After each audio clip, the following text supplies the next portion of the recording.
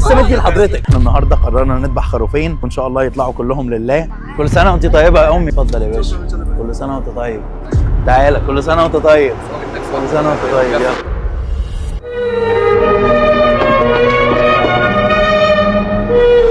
سعيد عليكم يا رب. رمضان والعيد مش بيجوا علينا كلنا بنفس الشكل، في ناس بتكون مرتاحة ماديا وناس بتكون محتاجة ولكن ما بيسألوش. فعندنا حديث كريم بيقول اغنوهم عن السؤال يوم العيد. فلو تقدر تتبرع بأي حاجة اعمل كده، لو تقدر تصدق بأي حاجة، تزكي بأي حاجة، طلعها كلها لله. في أيام مفترجة زي اللي احنا فيها دي، احنا النهاردة قررنا نذبح خروفين وإن شاء الله يطلعوا كلهم لله، وعسى أن يتقبل الله منا ومنكم صالح الأعمال، وكل عام وأنتم بخير. كتر خير الناس لسه الدنيا فيها عيون تضحك لك وقلوب صافية وعايزالك كل خير.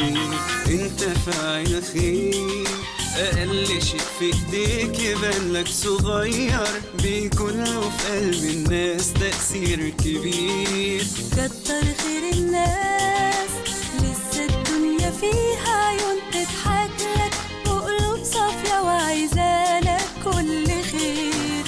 انت فاعل خير، اقل شيء في ايديك يبان لك صغير، بيكون له في قلب الناس تأثير كبير.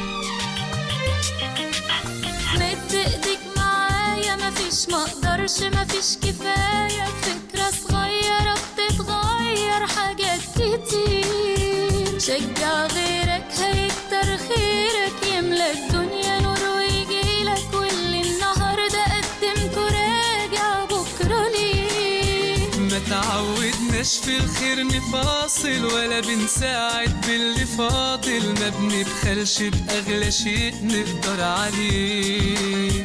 قدم خيرك بضمير مسامح، ده اللي في ايدنا يومين وراه